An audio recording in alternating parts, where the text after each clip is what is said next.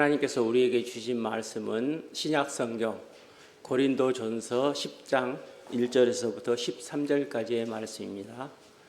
신약성경 274면에 있는 고린도전서 10장 1절에서부터 13절까지의 말씀 봉독하겠습니다.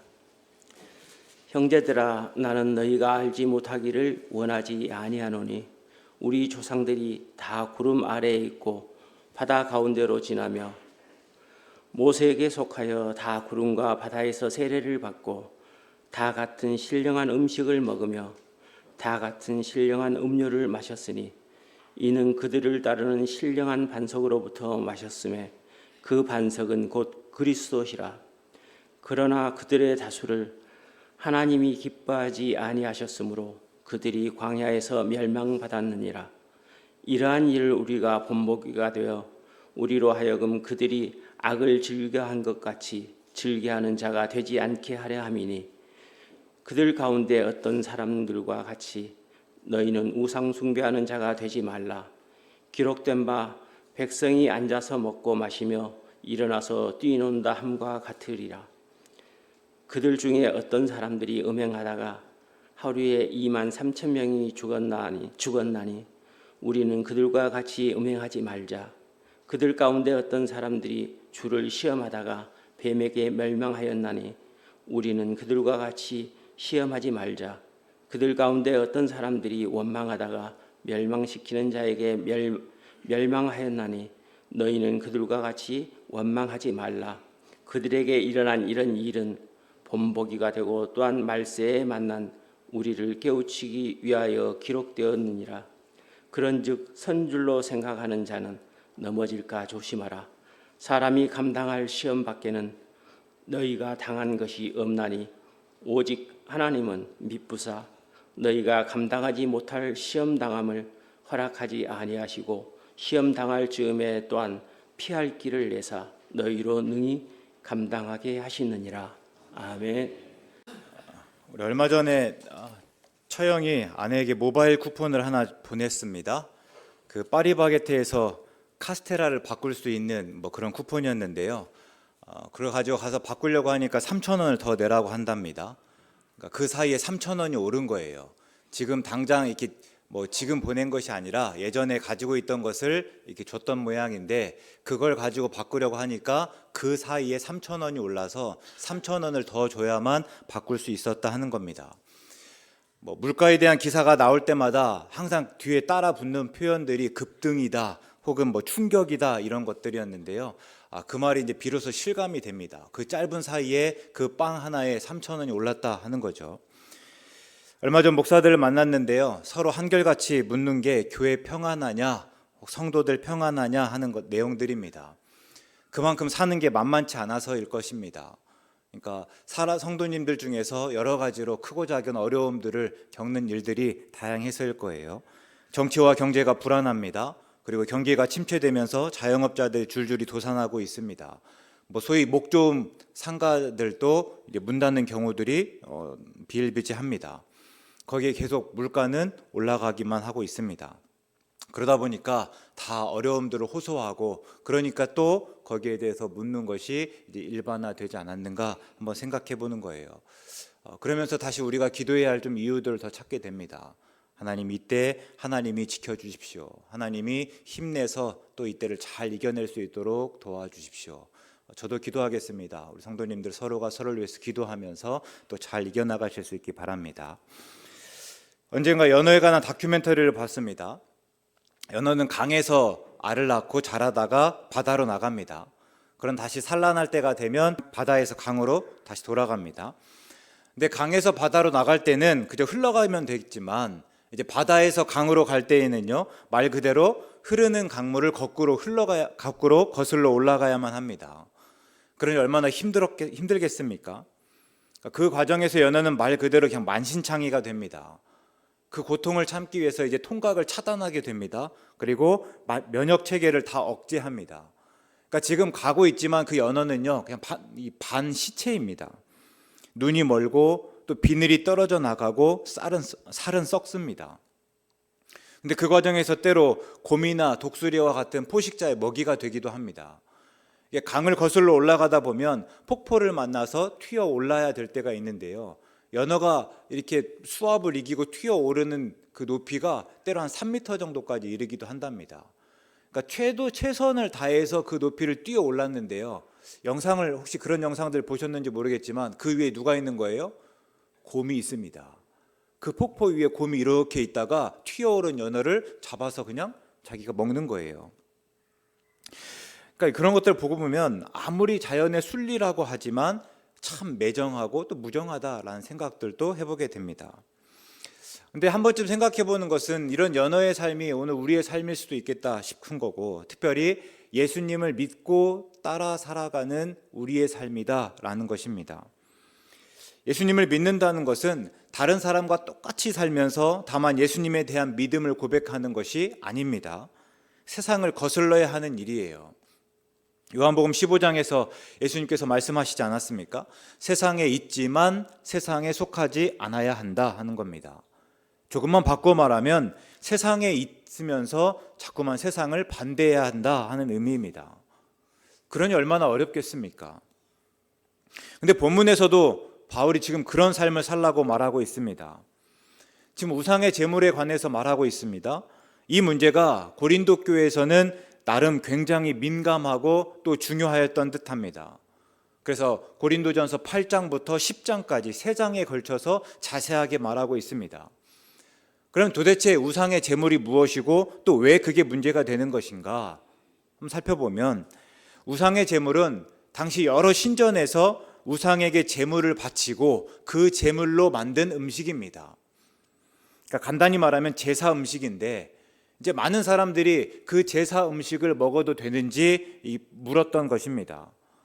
그럼 이에 대한 바울의 대답은 무엇인가 하면요, 먹지 말라입니다. 답은 간단한데 또 그게 간단하지가 않습니다. 우상의 제물을 먹는 일이 곧 고린도의 문화였기 때문입니다. 그러니까 당시 고린도는요, 온갖 신을 예배하는 신전들이 쭉 늘어져 있었습니다. 그래서 고린도전서 8장 5절에서 바울이 뭐라고 하는가 하면 고린도에 많은 신과 많은 주가 있었다, 이렇게 이야기합니다. 그러니까 오늘날로 따지면 오늘날 종교는 우리가 얼마든지 삶과 따로 분리되어 있는 것입니다. 게다가 굉장히 사적인 영역에 속해요. 그래서 예수병원 같은 특정 몇몇 종교와 관련된 기업이나 이 기관 말고는 이제는 이력서에 종교를 쓰는 란이 없습니다. 또 면접에서조차 종교가 무엇인지 물어보지 않습니다. 왜 그런 거예요? 그만큼 사생활이기 때문이에요. 종교는 이제 우리에게 사적인 영역이고 그냥 사생활에 불과합니다. 근데 우리가 얼마 전까지만 해도 그렇지 않았다는 것을 알 수 있잖아요. 고린도가 그랬습니다. 당시 고린도는 그냥 종교의 박람회장 같았습니다. 그리고 고린도 안의 모든 행사는 종교의 예식 안에서 이루어졌습니다. 그러다 보니까 우상의 제물을 먹지 않는다는 게 그렇게 간단한 문제가 아니었어요. 제가 이 말씀들을 보면서 한 가지 의아했던 거는, 제 예전의 기억들을 떠올려 보면, 그러니까 예전에 어려서 이 고린도에 관한 말씀들 들을 때를 한번 떠올려 보면, 이런 우상의 제물에 대해서 말하면서 종종 그 우상의 제물이 시장에서 유통되는 일만 말을 하여지곤 했습니다. 그러니까 시장에서 파는 고기 중에 상당수는요, 다 먼저 우상의 제물로 바쳐진 이후에 나와서 팔리는 것들이고, 또 그 중에는요, 신전 사제들에게 배분했던 고기들, 그런데 신전 사제들이 그것들을 다 먹기에는 너무나 많다 보니까 일부는 자기가 먹고 또 일부는 다시 시장에 유통시키는 그런 것들이었습니다. 그래서 마치 그것을 사서 먹어도 되느냐 그렇지 않느냐인 것처럼만 따졌는데요. 근데 실제 고린도 교회에서 다루는 상황은 단순히 그냥 시장에서 어떤 물건을 사고 파는 이 문제가 아니라, 시장에서 파는 고기를 먹어도 되냐 그렇지 않느냐 하는 문제가 아니라 신전의 만찬에 참여해서 고기를 먹는 일입니다. 그러니까 제사가 끝나고 나면 각 종교마다 각 신을 섬기는 그 제사가 끝나고 나면 그곳에서 이제 만찬이 시작되었습니다. 그리고 이때 만찬에는요, 주로 상류층이 참여하였습니다. 그러다 보니까 만찬은 어떤 거냐면 내 신분이나 위상을 드러내고 또 그만한 다른 사람들과 어울리는 중요한 사교의 자리였어요. 상류층에 들법한 사람이라면 만찬에 참여함으로 내가 정치적으로 경제적으로 어떤 일들을 또 꾀하기도 하였다 하는 겁니다. 그러니까 내가 그 만찬에 참여하지 않는다는 것은 여러 가지 불이익을 감수할 수밖에 없는 거예요.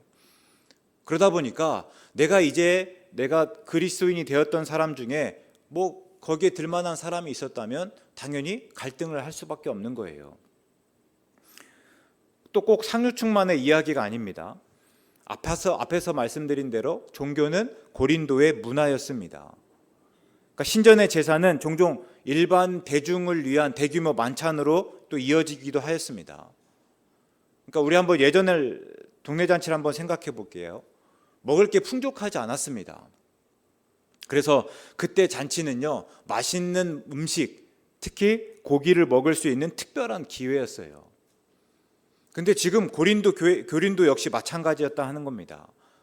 가난한 사람들이 고기를 먹을 수 있는 거의 유일한 기회가 뭔가 하면 바로 그 제사가 끝나고 나서 열리는 만찬이었다 하는 거예요. 그런데 신전 만찬에 참여하지 않기가 쉬웠겠습니까?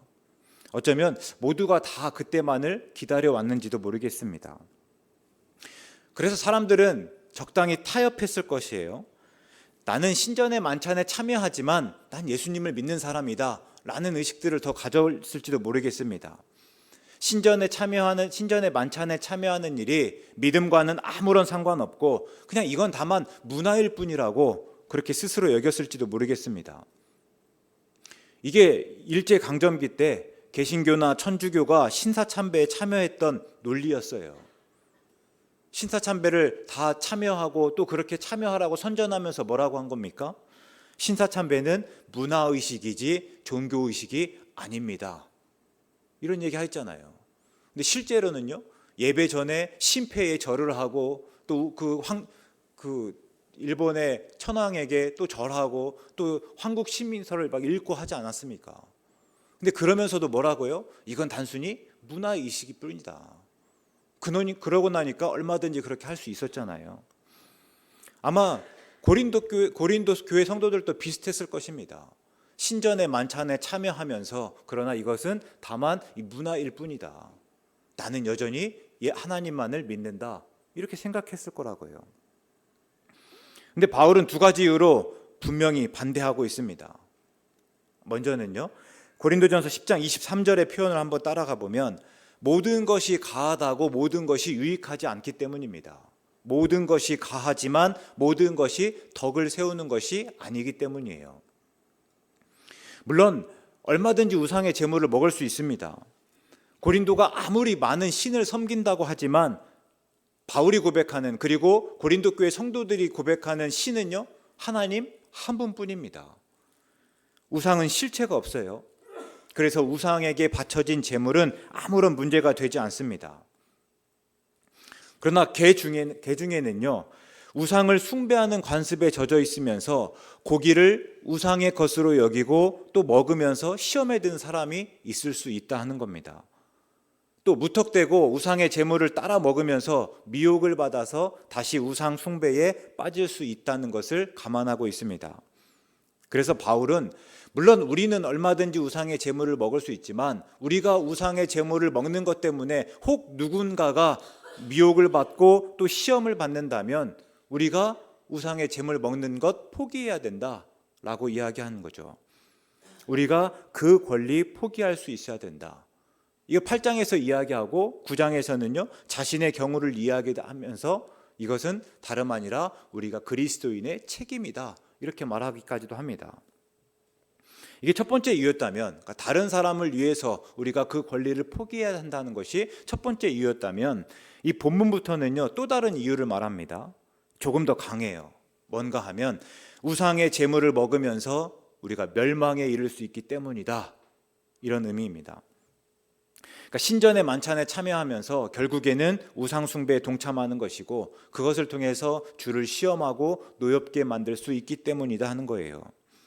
그리고 바울은 그 일이 얼마나 위험한지를 과거 광야에서 이스라엘 백성들이 어떻게 했는지를 예로 들어서 이야기합니다.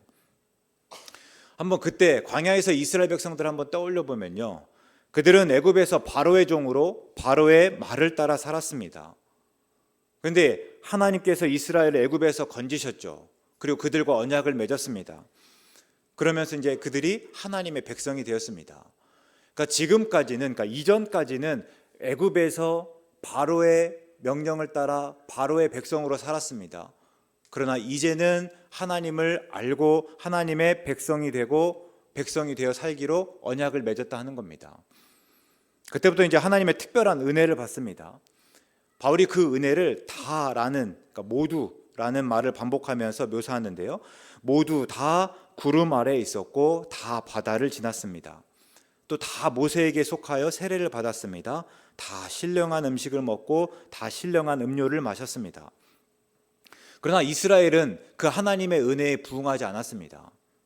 하나님의 백성답게 살아야 했음에도 불구하고 하나님의 백성답게 사는 데 실패하였고 결국에는 광야에서 다 심판을 받았다 하는 거예요. 근데 이제는 그 이야기를 통해서 이제 고린도 교회에 대해서 이야기하는데, 바울이 고린도 교회가 그때 이스라엘과 다름없다 이렇게 이야기합니다. 먼저 왜 그런가 하면요, 하나님의 백성이 되었기 때문이에요.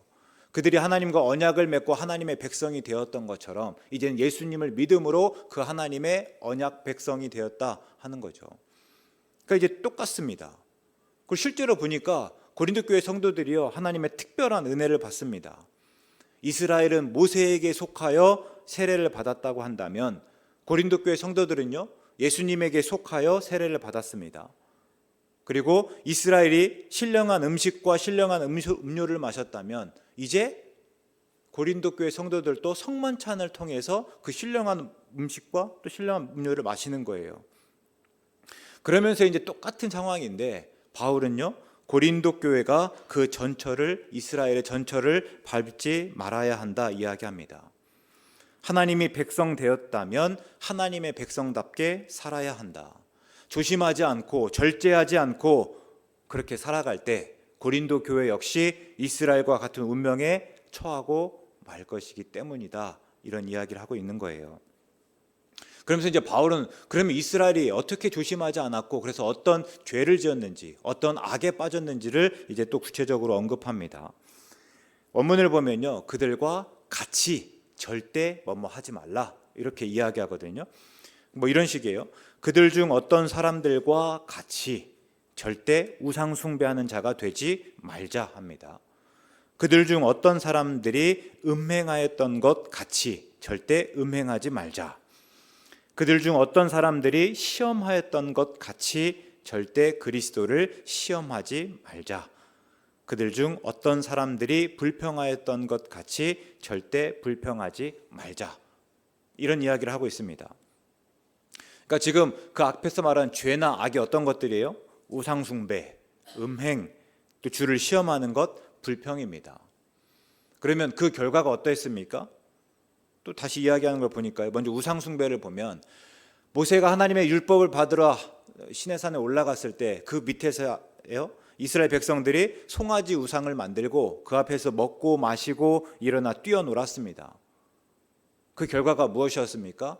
나중에 모세를 따르는 레위 사람들에게 의해서 3,000명이 죽었습니다. 음행은요, 시딤에서 모압의 딸들과 음행을 저질렀습니다. 그 결과는요, 역병으로 23,000명이 죽었습니다.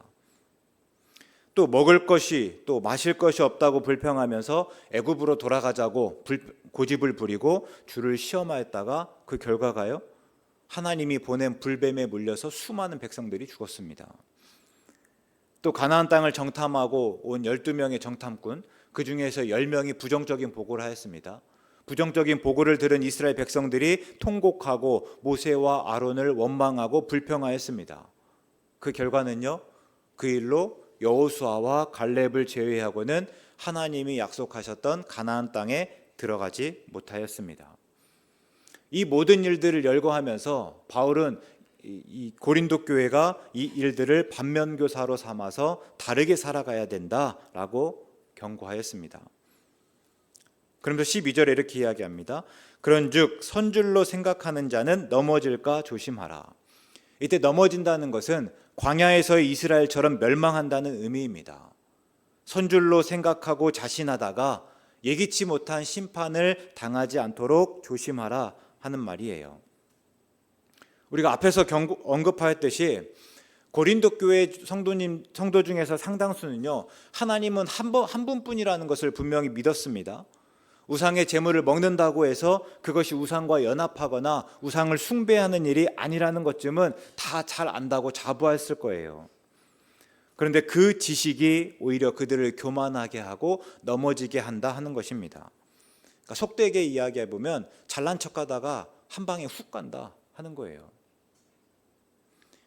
이 바울의 당부대로 나오면 그럼 우리도요, 우리가 너무 우리 믿음을 자신하지 말아야 됩니다. 우리 믿음은요, 얼마든지 왜곡될 수 있어요. 우리가 믿는다고 하는데 그럼 믿는다는 게 무엇입니까? 믿는다는 어떤 내적이고 또 심리적인 확신을 가지는 일입니까? 그 확신이 믿음이라면 우리의 믿음은 때로 기분이나 감정에 따라서 좌지우지합니다. 지난주도 말씀드렸지만요, 어느 때는 좋은 듯 하다가 어느 때는 도대체 내 믿음이 어디 있는지 모를 때가 있다 하는 거예요. 그러니까 그만큼 확신은 언제나 변합니다. 또 그 확신이 믿음이라면요, 그 우리의 믿음은 우리의 처지와 형편이 조금만 바뀌어도 달라질 수밖에 없습니다. 우리 앞에서 말씀드렸던 신사참배 다시 한번 생각해 볼까요? 그 신사참배에 참여했던 목사와 신부들이 믿음이 없었던 사람들입니까? 내 믿음이 고백하지 못했던 그런 사람들이에요? 그렇지 않습니다. 누구보다 예수님을 믿었던 사람들이고 그렇기 때문에 목사가 되었고 신부가 되었던 사람들일 거예요. 근데 일제의 칼 앞에서, 그 칼 앞에서는 다 뒤바뀌었다 하는 것입니다. 그래서 믿음이라고 하는 것은요, 단순히 내가 믿는다는 확신일 수가 없어요. 무엇보다 그런 확신은요, 아무 의미가 없습니다. 왜 그런가 하면 너무 뻔한 이유지만 내가 확신한다고 해서 꼭 그렇게 되는 것은 아니기 때문입니다. 우리 예전에 뽀빠이 이상용 씨가 진행하는 우정의 무대가 있었습니다. 그리고 그중에 그리운 어머니라는 코너 기억하십니까? 그러니까 무대 뒤에 면회온 어머니가 있습니다.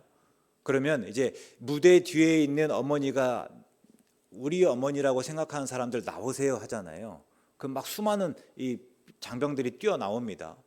그래서 이제 하나하나 사연을 들어보죠. 왜 네 어머니일 거라고 생각하냐?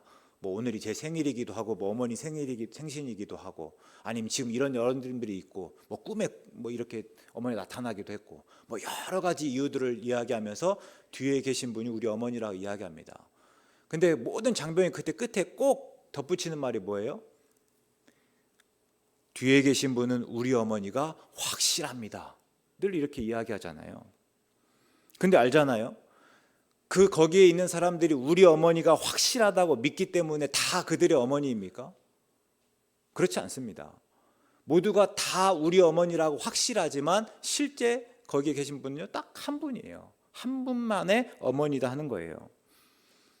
그래서 중요한 것은 우리의 확신이 아니라 하나님의 인정입니다. 우리 믿음은 우리가 그냥 확신하는 것이 아니라 그 믿음은 하나님이 인정하셔야만 한다 하는 거예요. 그래서 우리는 우리의 믿음을 확신하는 것이 아니라 하나님을 확신하면서 오히려 끊임없이 우리의 믿음을 검증해야 할 뿐입니다. 우리 삶이 과연 하나님께서 인정하시는 삶인지를 바라고 살피고 또 확정해 나가야 된다 하는 것입니다. 그럼 어떻게 해요? 마태복음 7장 21절의 말씀이잖아요. 나더러 주여 주여 하는 자마다 다 천국에 들어갈 것이 아니요 다만 하늘에 계신 내 아버지의 뜻대로 행하는 자라 들어갈지라 합니다. 우리가 믿음에 대해서 생각할 때, 고민할 때 중요한 것은요, 하늘에 계신 아버지의 뜻대로 행하는 거다 하는 거예요. 그래서 우리는 예수님을 주로 고백하는 것으로 마치 구원을 따놓은 당상으로 여길 것이 아니라 하나님의 뜻대로 행하면서 열매를 맺어야 된다 하는 것입니다. 우리의 믿음은 내가 믿음이 있습니다, 자신한다고 자신하는 것이 아니라 내가 그러면 그럴수록 내가 내 삶을 들여다보고 내 삶에서 어떻게 하나님의 뜻대로 행하고 있는지, 어떤 열매를 맺고 있는지를 확인할 수 있어야 된다 하는 거예요. 우리 지난주 새벽 기도의 말씀 한번 떠올려 보시면요, 한 사람이 포도원에 무화과 나무를 심었습니다. 근데 그 무화과 나무가 3년이 지나도록 아무런 열매를 맺지 못해요. 그때 주인이 뭐라고 하는 거예요? 찍어버리라는 겁니다. 괜히 내 땅만 지금 버리고 있고 내 땅 손해만 보고 있지 않냐? 찍어버려라. 나무는 지금 어디에 있는 것을 만족하는 것이 아니라 거기에 합당한 열매를 맺어야 된다 하는 겁니다. 우리는 우리의 확신으로서가 아니라 열매로서 우리의 믿음을 확인하고 또 확정해 나갈 뿐이다 하는 말씀이에요. 결국 지금까지의 말을 한번 정리해 보면요, 신전의 만찬에 참여해서 우상의 제물을 먹는 것과 관련해서는 단호하게 거절하라고 합니다. 그런데 그 간단한 문제가 아니라고 말씀드렸죠. 그것이 문화이기 때문입니다. 문화라고 하는 것은요, 그냥 가장 당연하고 마땅하고 자연스러운 것이에요. 또 그렇게 했을 때 나쁠 것도 없습니다. 누구나 다 아무런 의심 없이 그냥 따르는 일이에요. 어떤 식으로든 간에 유익하고 그래서 오히려 우리에게 권리처럼 여겨지기도 합니다. 근데 바울이 하는 이야기는요, 거절하라는 거예요. 그런다 할지라도 다 거부하라 하는 거죠. 게다가 선줄로 생각할까 넘어질까 조심해야 합니다. 끊임없이 우리의 믿음을 의심해야 합니다. 우리의 믿음을 확신하는 것이 아니라 우리의 믿음을 계속해서 의심해 나가면서 오히려 나를 비판하면서 돌아보라고 이야기하고 있습니다. 내 삶의 열매가 무엇인지 꼼꼼하게 따져보라 하는 겁니다. 그러니까 얼마나 힘듭니까? 듣기만 해도 그런데 이렇게 살려고 하니까 모든 것들이 내게 주어지는 이익처럼 유익처럼 주어지는 모든 것들 다 거부해야 되고, 또 그냥 사라지는 대로 살아가는 것이 아니라 그때그때마다 멈춰서서 내가 오늘 어떤 열매 맺고 있는지 따지라고 하니까 얼마나 힘들어요. 예수 믿는다는 게 이렇게 힘든 건가? 우리 늘 그런 생각 해보잖아요. 근데 바울이 계속해서 말합니다. 13절이에요. 사람이 감당할 시험 밖에는 너희가 감당할 것이 없다, 이렇게 이야기합니다. 뜬금없는 듯하지만 고린도의 상황을 감안하면요, 또 금방 짐작할 수 있어요. 우상의 제물을 먹지 않는 것은, 즉 신전의 만찬에 참여하지 않는 것은 그냥 다만 종교적 신념을 표시하는 일이 아니라 하는 거잖아요. 고린도 사회에서 고립될 수 있고 여러 가지 불이익을 자초하는 일이라고 할 때 끊임없이 우상의 제물을 먹는 문제와 관련해서 고린도 성도들은 어떻게든지 간에 타협하고 또 합리화하려는 유혹에 빠지지 않았겠습니까? 그게 시험입니다. 그러나 바울은 그 시험을 마땅히 여기라고 합니다. 너무 그 시험 가지고 호들갑 떨지 말라고 해요. 그 정도 시험은 꼭 그리스도인들이 아니라도 사람들이 그냥 살면서 누구에게나 있을 법한 그냥 보편적인 일에 불과하다, 이렇게 이야기합니다. 그리고 이제 그 다음에 말씀을 하는데요, 그 다음에 말씀이 제가 특별히 오래 머물렀던 말씀이기도 합니다. 무엇보다 그 시험이 얼마나 어려운지를 떠나서 뭐예요? 우리에겐 믿는 구석이 있다라고 말합니다. 누구입니까? 바로 하나님입니다. 하나님은 신실하셔서 우리가 감당하지 못할 시험당함을 허락하지 않으시고 또 그때마다 피할 길을 내어주신다 하는 거예요. 그러니까 시험이 그렇잖아요. 시험 그냥 대수롭지 않게 여기는 듯 하면서, 그러나 궁극적으로 우리가 그 시험을 그렇게 여길 수 있는 까닭이 무엇인가 하면 바로 하나님이다 하는 거예요. 하나님이 그때 우리와 함께 하시기 때문에, 하나님이 그때 우리가 감당하지 못할 만한 시험을 허락하지 않기 때문에, 그리고 우리가 시험 당할 즈음에는 그 피할 길을 제시하기 때문입니다. 이게 얼마나 큰 위로입니까?